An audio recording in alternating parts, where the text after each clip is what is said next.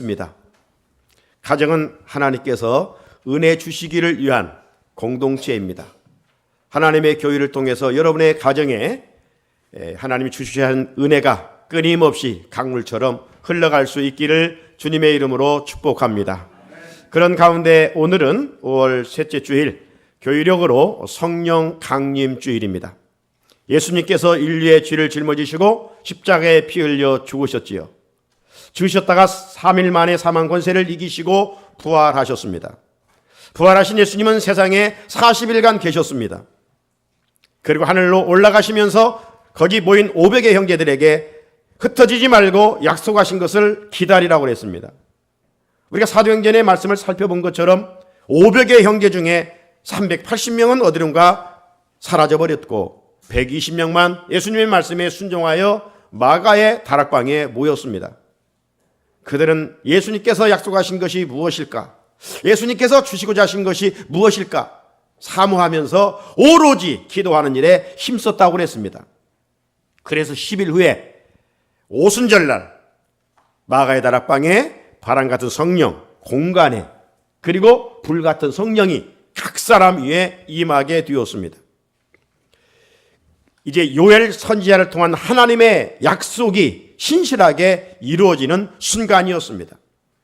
어제나 오늘이나 동일하신 하나님은 택한 백성들에게 성령을 통해서 구원 주시기를 원하십니다.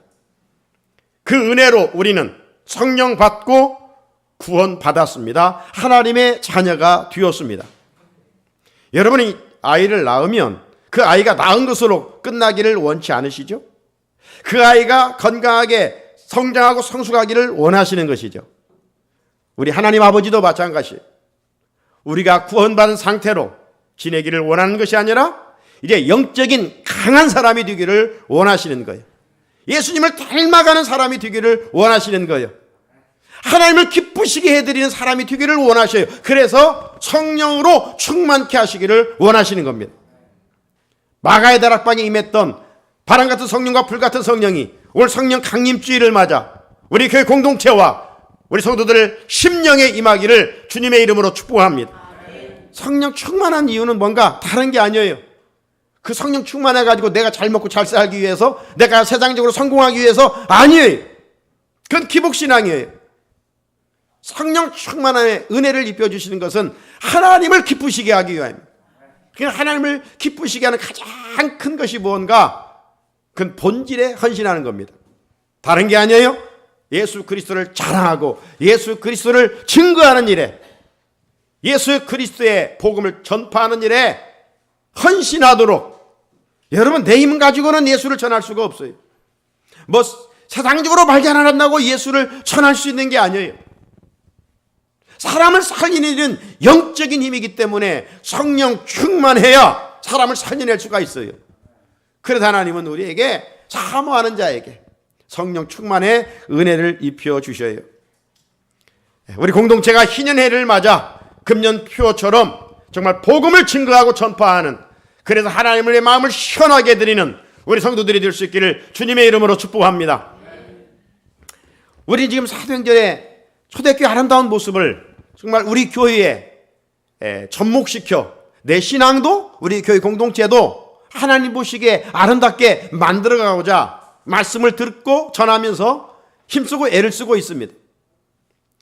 모든 지구촌의 교회가 예루살렘 교회를 본받고 싶은 거예요. 완벽하지는 않았지만 정말 우리에게 좋은 모델이 되기 때문입니다. 그래서 이 예루살렘 교회는 어떤 영적인 파워가 있는 교회였다고 그랬어요.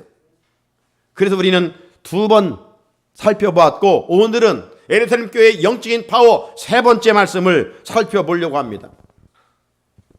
우리가 살다 보면 좀 부러운 사람들이 있어요. 부러우면 진다는 하는데 부러운 것이 있어요. 왜? 어떤 사람은 남다른 재능이 있기 때문입니다. 어떤 사람은 어떤 한 분야에 너무나 탁월하게 누리며 살아가고 있기 때문입니다. 자, 어떤 분을 보면 그림을 잘 그리는 사람이 있어요. 어떤 사람은 음악적 재능이 뛰어난 사람이 있어요. 어떤 사람은 운동을 참 잘해요. 또 어떤 사람들은 손재주가 이렇게 좋은지 나는 그 뭐 하나 만지면 고장나는데, 예? 손이 가면 그냥 다 고쳐내는 이런 사람들이 있어요.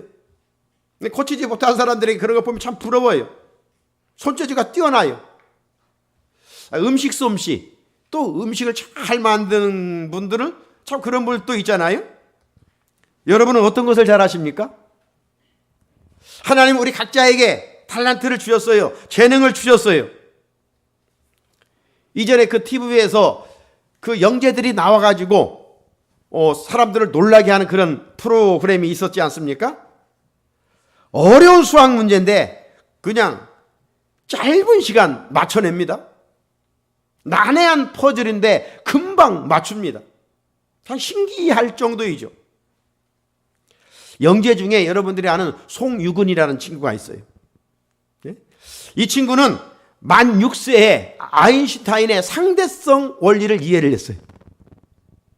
우리 상대성 원리가 뭔지도 모르는데 6세에 이해를 했어요. 그리고 어린아이가 7개월 만에 구구단을 이룬 지 7개월 만에 그 어렵다는 수학의 미적분을 풀었어요. 정말 깜짝 놀랄 일이 아닐 수가 없습니다. 하지만 여러분, 아무리 타고난 재능이 있는 영재일지라도 그 재능을 꾸준히 노력을 해야지, 갈고 닦아야지, 그렇지 않으면 재능이 땅에 묻어둔 칼처럼 녹슬고 말게 되는 것이지요. 따라서 타고난 재능도 중요하지만 더 중요한 것은 무엇일까요? 매일 꾸준히 하는 노력입니다. 그래서 노력은 타고난 재능을 능가한다. 제가 이렇게 말을 만들어 봤어요.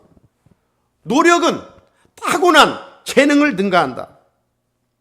그러므로 재능이 없다고 자신을 탓하기 전에 내가 좋아하는 분야, 관심 있는 분야에 시간을 집중하게 되면 남부럽지 않는 한 분야의 대가가 될 수가 있습니다. 시중에 서점에 자기 개발서들이 참 많이 나와요. 그 중에 어떤 책이 있냐면 1만 시간의 법칙이 있습니다. 1만 시간의 법칙. 이 책에서요, 저자는 사람의 능력은 끊임없는 두뇌와 몸을 움직이다 보면 그만큼 지력과 활동성이 발달한다고 말합니다.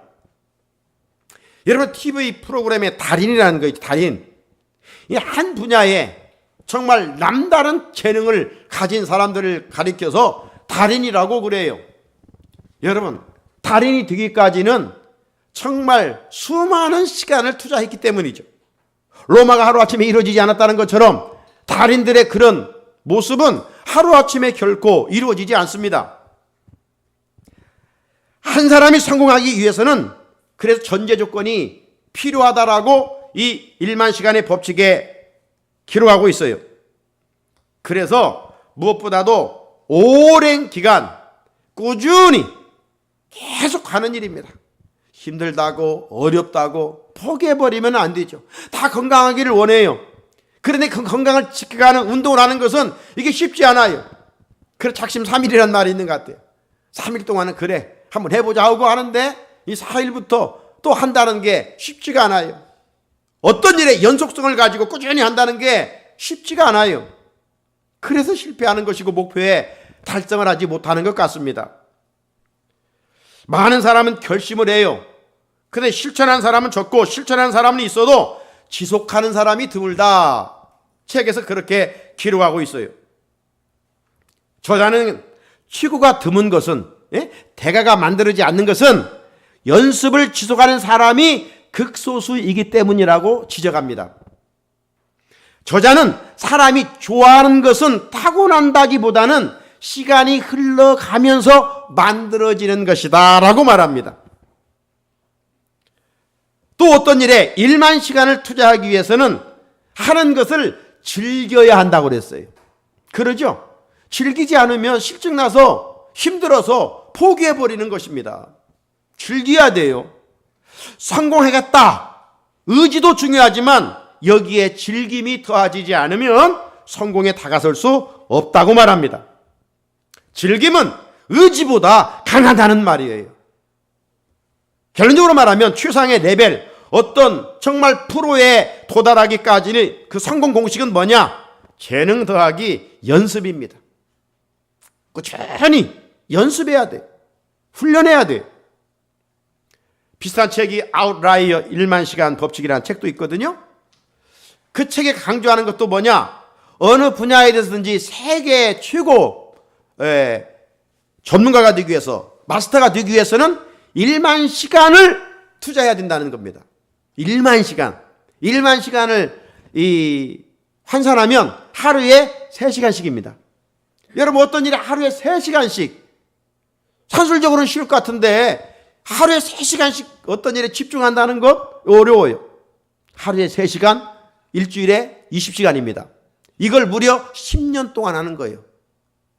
그러면 한 분야의 대가가 될 수 있다는 겁니다. 사랑하는 성도 여러분, 여러분은 요즘 어디에 많은 시간을 투자하고 있습니까? 요즘 어른이나 젊은이나 할 것 없이 유튜브에 많이 시청들을 많이 합니다. 또 집에 있다 보면 TV에 많은 시청하는 시간을 빼앗길 수도 있습니다. 또 어떤 분들은 이렇게 좋은 계절에 운동하기 위하여 또 산에 등산하는 일들도 있습니다. 그죠? 다양하게 어떤 시간의 중요성을 인식하는 분야에 시간을 투자합니다. 다 귀한 일이죠. 자, 그렇다면 오늘 육신을 위해서 우리가 시간을 투자하는 것처럼 우리가 영적 존재로서 하나님의 백성으로서의 어느 분야에 투자를 하고 살아가야 될 것인가? 그건 다른 말로 표현해 보면 하나님의 백성은 경건 생활에 투자를 해야 돼요. 그래야 영적으로 건강하고 영적인 대화가 되고 예수님을 닮아갈 수가 있는 거예요. 기도하지 않는데 어떻게 예수님을 닮아가고 능력 있는 그리스도로 살아갈 수가 있겠어요? 주일날 겨우 와서 말씀 한번 듣는 것으로 어떻게 세상 풍파가 많고 죄악이 많은 세상에서 예수님의 제자와 함께 살아갈 수가 있겠어요? 그런 의미에서 오늘 이 초대교회 성도들은 탁월한 모습들이 있었는데 그 탁월한 모습은 하루아침에 만들어진 것이 아니라는 거예요. 우리는 지금 사도행전 2장 42절부터 47절까지 오늘 본문까지 보면 지금 9가지에 대한 말씀을 이제 듣게 되는데 그런 탁월한 모습을 갖추기 위해서는 하루아침에 된 것이 아니라 저들의 독특한 모습은요, 에브리데이, 날마다입니다. 날마다. 오늘 본문에도 보게 되면 46절에도 날마다, 47절에도 날마다라는 단어가 기록되어 있어요. 한마디로 말하는 초대교회 성도들은 날마다의 탁월한 사람들이었어요. 저들은 날마다 사도들의 가르침을 받았습니다. 저들은 날마다 성전에 모였습니다.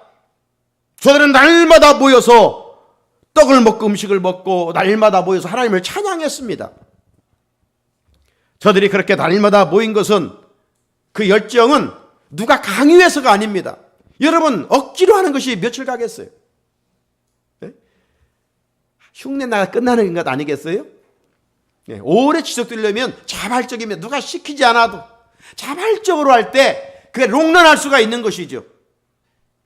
그 롱런의 비결이 뭘까? 그게 바로 성령 충만입니다. 초대교회 성도들은 성령 충만했어요. 여러분, 우리의 신앙생활도 그렇습니다. 성령 충만하지 않으면 이 주일날 지키는 것도 힘들어. 네? 성령 충만하면 모든 것은 우선순위에서 뒤에 놓는 거예요. 성령 충만하지 않으면 어디 가야 되는데, 오늘 또 근데 주일 교회 가야 돼? 이 마음이 무거워. 즐거울 수가 없어요. 성령이 충만하면 주일은 하나님께 예배드리는 날. 이게 딱 정해진 거예요. 정해져 놓고 우선순위에 따라서 일을 하면 이게 다 또 순조롭게 하나님의 은혜를 입어요. 뭐든지 성령 충만하면 가벼운 거예요. 봉사를 하다도 가벼운 거예요. 주님을 수고하고 무거운 짐자들 다 오라고 하시잖아요. 그리고 내 짐은 깃털처럼 가볍다고 했어요. 우리가 예수를 믿는데 지금 내 마음이 부담이 된다, 무겁다? 한마디로 말하면 성령 충만하지 않기 때문에 내 힘으로 예수를 믿으려고 하니까 힘든 거예요. 그런데 위부인 성령에 의해서 내 생각과 마음을 다스리면 그냥 즐거워요. 모든 일이 즐거운 거예요. 초대교회 성도들은 자발적으로 하니까 성령 충만 안에서 막 기쁨이 충만했어요. 여러분, 세상 일이나 신앙생활이나 날마다의 좋은 습관을 지닌 사람은 한 분야에 거목이 될 수가 있어요. 타고난 재능만 믿고 연습을 게을리하면 좋은 선수가 될 수 없지 않습니까? 비록 내게 재능은 좀 부족할지라도 그걸 알고 매일 연습하고 훈련하면 한 분야에 탁월한 사람이 될 수가 있어요. 우리가 익숙한 말 중에 천재는 99%의 노력과 1%의 영감으로 된다. 누구의 말이에요? 발명왕 토마스 에디슨의 말이에요. 에디슨, 우리가 이 불 하나 지금 이 발명하는 데서 999번 실패했다잖아요. 1000번째 이 불을 만들었어요. 그래서 그는 실패는 성공의 어머니다. 이런 유명한 말도 남겼어요. 계속해서 실패한다고 그만뒀다면 어떻게 이런 불을 발견할 수가 있겠어요? 어떻게 발명왕이라고 하는 그런 좋은 닉네임을 가질 수가 있겠어요? 여러분, 이 말은 노력이 정말 중요하다는 거 아니에요? 노력이 99%니까. 그죠? 그런데 여기에 아무리 인간이 노력해도 1%의 영감이 임하지 않으면 안 된다는 거 아니에요? 여기에서 1%의 영감이 뭐겠어요? 하나님의 도우심이에요. 하나님의 은혜예요. 결재권을 가지신 하나님의 은혜가 임하지 아니하면 인간이 성을 지켜도 가정을 지켜도 허사다 이 말이에요. 창작을 위해 수많은 노력을 쏟아 부어도 결국 결과물을 만들어내기 위해선 핵심 아이디어, 영감이 필요해요. 영감. 여러분, 악기를 연주할 줄만 안다고 해서 작품을 만들어낼 수 있는 것이 아닙니다. 이런 곡을 만들어야겠다와 같은 생각이 떠올라야 작품을 만들 수가 있는 거예요. 그 좋은 생각을 주시는 분이 누구냐? 하나님이시다 이 말이에요. 성령님이시다 이거예요. 그러므로 매일 우리는 하나님을 사랑하고 이 영감으로 된 하나님의 말씀을 늘 묵상하는 거예요. 말씀을 묵상하면 아이디어가 생기고 지혜가 주어지고 선한 일에 힘쓰게 되는 거예요. 성령이 사모하는 약한 일을 하겠어요? 성령이 나를 다스리는데 내가 쥐와 더불어 먹고 마시며 살겠어요? 하나님을 기쁘시는 일에 쓰임받게 되는 것이죠. 사랑하는 성도 여러분, 우리가 가정과 일터와 학교와 사회에서 살아가면서 한 끼만으로 감당할 수 없듯이 영적 생활도 마찬가지예요. 어쩌다 한 번으로는 안 되는 거예요. 예루살렘의 교회 성도들은 날마다를 선택했어요. 날마다 말씀을 읽었어요. 날마다 말씀을 들었어요. 날마다 말씀을 묵상했어요. 날마다 기도했어요. 순간순간 기도했어요. 날마다 예수의 증인이 되어 살아갔어요. 날마다 선한 일에 힘쓰고 날마다 좋은 일을 행하고 훈련을 했어요. 그러니까 영적인 대가들이 될 수가 있었고 건강한 공동체를 세울 수가 있었던 것이지요. 자, 우리는 지금 앞에 42절부터 오늘 본문 전까지 5가지 탁월한 모습을 살펴봤는데 나머지 오늘 본문에서 예루살렘 교회 성도들은 또 어떤 영적인 파워를 가지고 있었는가 한번 생각해 보려고 합니다. 첫째, 저들은 모임 파워입니다. 모임 파워. 46절에 날마다 마음을 같이하여 성전에 모이기를 힘쓰고. 왜 저들은 날마다 마음을 같이하여 성전에 모이기를 힘썼을까요? 그것은 처음에는 유대인의 전통에 따라서 유대인들은 성전에 즐겨 올라와 있었기 때문입니다. 자, 그런 아름다운 전통이 성전 모임을 통해서 이제 신앙을 표현했어요. 우리는 예수 그리스도의 제자들이라고 하는 이런 신앙적인 정체성을 가지고 성전에 모였어요. 당시 성도들이 모였던 곳이 어디냐? 성전과 성전 바깥 동쪽인 솔로몬의 행각이었습니다. 사도행전 3장 11절에 보면 40사람이 베드로와 요한을 붙잡으니 모든 백성이 크게 놀라며 달려나가 솔로몬의 행각이라 불리우는 행각에 모이거늘. 여러분, 저는 이 말씀을 생각해 보면서 사람이 무엇을 가까이 하고 사느냐가 참 중요하다. 가까이 하는 것에 따라서 사람의 성품과 인격이 만들어지는 거예요. 여러분, 부정적인 사람과 함께 늘 어울려 보세요. 긍정적인 사람도 부정적이 돼버려요. 요즘 젊은이들이 성품이 막 상당히 거칠어요. 어른들의 말도 잘 듣지 않아요. 왜 그럴까? 막 폭력적인 것, 이런 것들을 자꾸 막 영상을 통해서 많이 접하다 보니까 이 마음에 이런 것들이 쌓인 거예요. 그래서 인내하지 못하고 막 금방 폭발하고 화를 내고 어른도 알아보지 못하고 이렇습니다.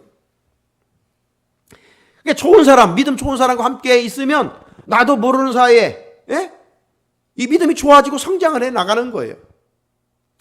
인생 길동무에서 누구와 같이 지내느냐, 이게 중요한 거예요. 여러분, 가까이 중요성에 맹모 삼천지교라는 게 있잖아요.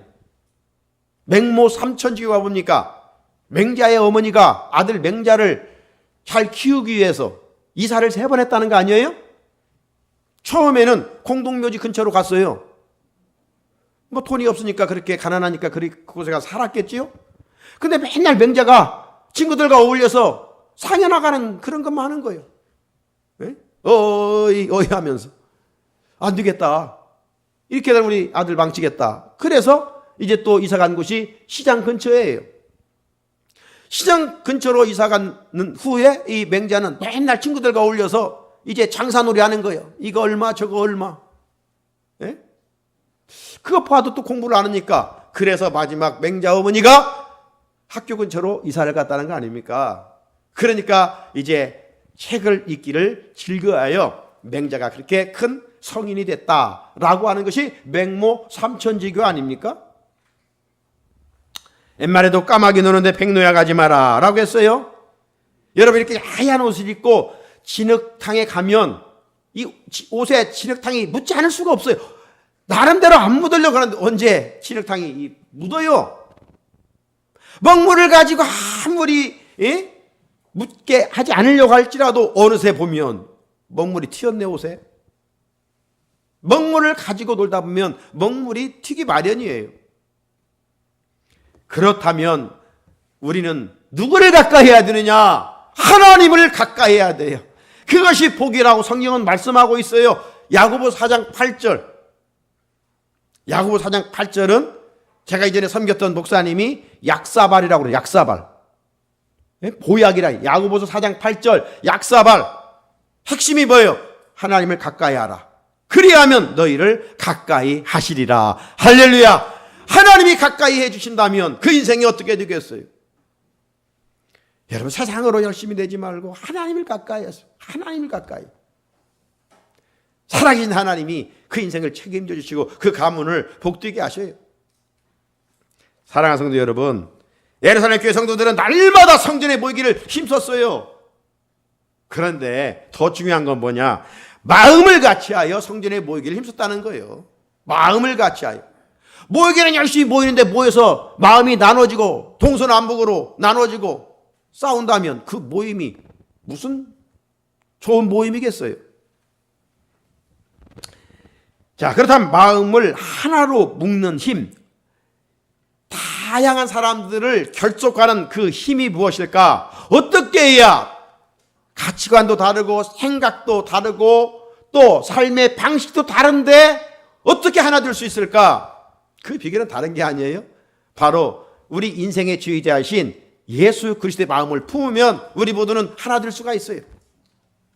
우리 찬양대에 소프라노가 있고 엘토가 있고 테너 베이스가 있는데 주의자에 의해서 하나가 되어 아름다운 하모니를 만드는 것처럼 우리 모두가 다르지만 우리 모두 마음에 예수님을 모시면 그분의 성령으로 충만하면 우리는 하나 될 수가 있어요. 그래서 빌립보 2장 5절 말씀에 그리스도인의 찬미송의 말씀해 보면 너희 안에 이 마음을 품으라 곧 그리스도 예수의 마음이니, 예수의 마음을 품어야 돼요. 여러분 살아가면서 늘 예수님 닮기 원합니다. 주님 닮기를 원합니다. 사모하면 하나님께서 그의 마음을 다스리시고 그 인격을 변화시켜 주시기 때문입니다. 우리가 어디 있든지 마음 중심이 교회를 향하고 또 교회에 한 마음으로 모일 때 그 모임 자체가 이 시대 그리스도인들의 영적 파워입니다. 성전 중심으로 살아가는 것이 영적 파워예요. 둘째로 밥상 공동체 파워였습니다. 밥상 공동체 파워. 46절에 보면 집에서 떡을 떼며 기쁨과 순전한 마음으로 음식을 먹고, 이 말씀 제가 42절 할 때 46절을 언급한 적이 있어요. 42절에도 보면 서로 교제하고 떡을 떼며, 이 말씀과 오늘 본문 말씀은 다르다고 했어요. 42절의 말씀은 예수님의 십자가에 찢기신 몸과 피를 기념하는 성찬 예식이라고 그랬어요. 초대교회는 모일 때마다 성찬 예식을 통해서 주님의 사랑을 기억했어요. 하지만 오늘 46절에 이 말씀은 밥상 공동체를 말하는 겁니다. 우리가 흔히 말하는 코이노니아를 말하는 거예요. 창세기에 보게 되면 인간은 하나님께서 흙으로 지으시고 그 코에 생기를 넣으셨다고 그랬어요. 흙은 우리의 바디, 몸입니다. 우리 육체예요. 그러나 우리 인간은 육체 덩어리가 아니라 그 코에 생기, 하나님의 영을 넣어 생명이 된지라. 그래서 우리는 영적 존재예요. 그래, 육의 존재가 먹는 양식이 따로 있고 영의 존재가 먹는 양식이 따로 있어요. 세상 사람들은 오로지 육의 양식만 먹는 거예요. 그러니까 많은 것을 누려봐도 공허한 거예요. 인생이 허무한 거예요. 네? 지금 어떤 유명한 가수가 지금 문제가 있잖아요. 헛된 것에 빠지면 공허해지고 하루아침에 망가져요. 주님이 모시지 않으면 아무리 인기가 있고 명예가 있고 권력이 있을지라도 허무합니다. 허무하니까 무언가로 채워야 돼. 그러다 사고 나는 거예요. 그것이 발등을 찍히는 거예요. 예수의 영으로 충만하면 나도 살고 다른 사람도 유익하게 만드는 거예요. 다른 사람을 기쁘게 만드는 거예요. 예수 잘 믿어가지고 다른 사람을 피해준 사람은 없어요. 그거 잘못 믿으니까 그러는 것이지. 세상 사람들은 오직 보이는 육의 양식만을 가지고 살아갑니다. 하지만 우리는 영적 존재예요. 영적 존재의 양식은 하나님의 말씀이에요. 마귀가 찾아와 예수님을 심할 때 예수님이 뭐라고 했어요? 신명기 8장 3절의 말씀을 인용하여 바티고 4장 4절에 사람이 떡으로만 살 것이 아니요 하나님의 입에서 나오는 모든 말씀으로 말미암아 살리라. 우리는 일용할 양식도 먹여야 돼요.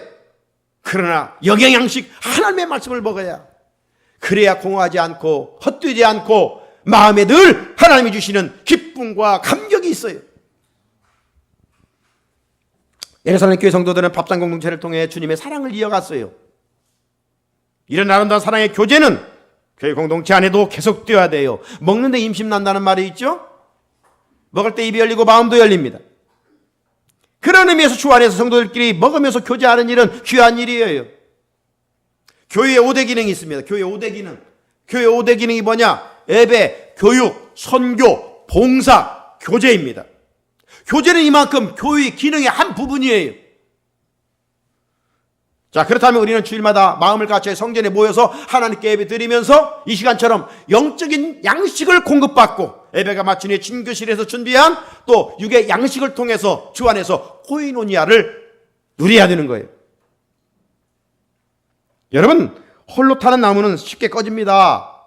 함께하는 나무는 오래갑니다. 신앙생활도 그래요. 나 홀로 신앙은요 오래 못 가요. 그래 성도의 교제가 필요한 거예요. 목장의 교제가 필요하고 우리 기관의 그래서 교제가 필요하고 우리 성도들 간의 교제가 필요한 거예요. 함께 해야 돼요. 지휘자 솔로몬의 고백을 들어보십시오. 전도 4장 12절에 한 사람이면 패하겠느냐 두 사람이면 맞설 수 있나니 세 겹줄 삼겹줄은 쉽게 끊어지지 아니하느니라. 교회는 밥상 공동체로 사랑을 나누는 곳입니다. 이것이 예루살렘 교회 영적 파워였고 오늘날 우리 교회의 영적 파워여야 돼요. 셋째로 찬양 파워입니다. 찬양 파워. 47절 말씀 중에 하나님을 찬미하며 초대교회 성도들은 모이면 하나님을 찬양했어요. 찬양은 무엇인가? 성도들의 기도요, 신앙, 고백이요, 감사입니다. 주님의 영이 강한 곳에는요 악한 영도 임해요. 이 악한 영을 물리칠 수 있는 강력한 무기가 뭐냐? 찬양입니다. 찬양. 다투고 싸우는 교회는 찬양이 약하기 때문이에요. 왜? 찬양은 하나 되게 하는 강한 힘이 있기 때문입니다. 여러분, 하나님은 뭘 선하고 아름답다고 인정하느냐? 성도들의 입술에 찬양을 선하고 아름답다라고 인정해요. 시편 146편 1절에 할렐루야, 우리 하나님을 찬양하는 일이 선함이요 찬송하는 일이 아름답고 마땅하도다. 지금 꽃들도 아름다운 것은 하나님을 찬양하고 있기 때문이에요. 새들이 다양한 소리로 지금 지저대는 것은 창조자 하나님을 찬양하는 거예요. 그러니까 아름다운 거예요. 모양과 색깔로, 자태로, 소리로. 하나님은 피조물을 만드신 이유는 찬양받기 위함이에요. 우리 인간을 지으신 이유도 찬양받기 위함이에요. 그걸 아름답다고 하나님은 보시는 거예요. 왜? 목적대로 살아가니까. 시편 149편 1절 할렐루야, 새 노래로 여호와께 노래하며 성도의 모임 가운데서 찬양할지어다. 하나님은 성도들이 모이면 찬양할 것을 명하셨어요. 이게 성도들의 영적인 파워예요. 사랑하는 성도 여러분, 하나님은 찬양 중에 거신다. 찬양 중에. 하나님은 성도가 찬양하는 것을 정말 좋아하셔요. 손자 손녀들이 노래하면 할머니 할아버지가 좋아하잖아요. 우리 하나님도 마찬가지예요. 그래서 다윗은요 시편 57편 7절에서 하나님이여 내 마음이 확정되고 내 마음이 확정되어 싸우니 내가 노래하고 내가 찬송하리이다. 그래서 비파와 수금을 가지고 새벽을 깨워 하나님께 찬양 드렸어요. 하나님은 그 모습을 보셨어요. 그리고 수많은 사람들 가운데 너 내 마음에 합하다, 너 내 마음에 참 들다 칭찬받았어요. 입술로만 찬양 부르지 말고 소리를 높여 찬양하십시오. 찬양은 하나님을 높여드리는 거룩한 믿음의 행위입니다. 오늘 이 시대의 영적인 성도들의 파워입니다. 끝으로 칭찬 파워. 47절에 또 온 백성에게 칭송을 받으니 주께서 구원받은 사람을 날마다 더하게 하시니라. 당시 그리스도인들은 참 많은 핍박을 받았어요. 오늘날처럼 편하게 예수 믿는 때가 아니에요. 예수 믿으면 자파가 죽는 때예요. 하지만 저들은 원망하지 않고 대항하지 않고 그리스도의 사랑으로 더 다가갔어요. 이게 문제를 해결할 수 있는 것은 사랑이지, 미움을 미움으로 대항하면, 원수를 원수로 갚으려고 하면 더 큰 문제만 일어나는 거예요. 예수님의 법칙은 원수를 사랑하라잖아요. 그것이 내 힘으로 돼요? 성령 충만함이 되는 거예요. 성령 충만. 오늘 그 성령 충만, 성령 강림주일에 우리의 마음의 소원은 하나님, 내가 성령의 사람이 되게 하옵소서. 성령 충만하게 하옵소서. 내가 성령 충만하면 우리 가정도 행복할 거예요. 신앙생활도 행복할 거예요. 직장에서 일이 힘들지만 행복할 거예요. 삶 자체가 즐겁고 기쁠 거예요. 성령 충만하되 돈으로 해결될 수 없는 것, 성령 충만으로 될 수가 있어요. 힘들어도 이 초대교회 성도들은 정말 악을 악으로 갚지 않았어요. 선으로 악을 갚았어요. 사랑으로 다가갔어요. 당시 예루살렘의 교회 분위기에 대해서 총독 폴리니우스는 그 황제 트리안에게 보낸 편지를 보면 이러했어요. 박해로 인해 비밀리에 보이는 기독교 공동체를 은밀히 조사해 본 후 그들은 법 이상을 실천하는 사람들이다. 그러니까 저들을 잡아 죽이려고 하는데 가보면 윤리적으로도 잘 살고 영적으로도 바르게 깨어있는 사람이다. 이렇게 황제에게 보고를 했다는 것이죠. 세상 사람들과는 다르게 살았다는 거 아닙니까? 그러니 칭찬받을 수밖에 없는 것이죠. 이처럼 성령 충만한 성도들은 모든 면에서 바르게 살아감으로 불신자들로부터 칭송을 받아 그 결과는 주께서 구원받는 사람을 날마다 더하게 하시니라. 교회 안에 모이기를 힘쓰고 교회 안에 모여 뜨겁게 기도하고 찬양한들 그것 가지고 세상 사람들이 인정해 주겠습니까? 성도들이 세상에서 말씀대로 살면서 선한 영향력을 불신자들에게 끼칠 수 있어야 되겠지요. 그래서 믿지 않는 자들에게 믿는 사람들이 칭찬받아야 돼요.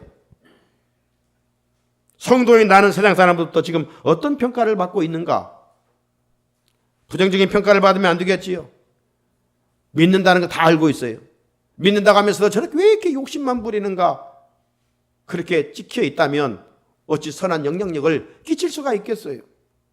긍정적인 평가를 받아야 되겠죠. 사랑하는 성산의 성도 여러분, 세상에서 나로 인해 주님이 욕을 먹으면 안 되겠죠. 교회 전도의 문이 닫히면 안 되겠지요. 그러기 위해서는 세상 사람들에게 말씀으로 변화된 모습을 보여줄 수 있어야 됩니다. 나 중심의 세상에서 좀 더 섬기고 좀 더 희생할 줄 알아야 됩니다. 이런 믿음의 행위가 저들의 강팍한 마음을 녹일 수가 있어요. 그 결과 우리가 전한 복음으로 구원받는 수가 날로 더해 갈 것입니다. 하나님의 희년회를 맞는 우리 교회 성도들이 예루살렘 교회 영적 파워를 이가기를 원하고 계십니다. 그동안 살펴본 것처럼 저들의 영적 파워는 어떤 파워였다고요? 사도들의 가르침을 잘 받는 말씀 파워, 주님의 십자가의 은혜를 구속을 기억하는 십자가 파워, 그리고 날마다 모여 하나님과 교제하는 기도 파워였습니다. 그리고 세상에 살아가면서 선한 영향력을 끼치는 거룩한 파워요, 가진 것으로 타인을 섬길 수 있는 사랑의 파워였습니다. 그리고 오늘 세 번째, 주님은 우리에게 말씀합니다. 모이기를 힘쓰는 모임 파워와 친교하는 코이노니아의 밥상 공동체의 파워, 그리고 찬양의 파워와 나아가서 불신자들로부터 변화된 삶의 모습을 통하여 인정받는 칭찬 파워였습니다. 초대교회의 아름다운 이 영성을 하나님은 우리 성도들이 이어가기를 원하고 계셔요. 그런 은혜가 우리 가운데 임할 수 있기를 주님의 이름으로 축복합니다. 거룩하신 하나님은 이 시간도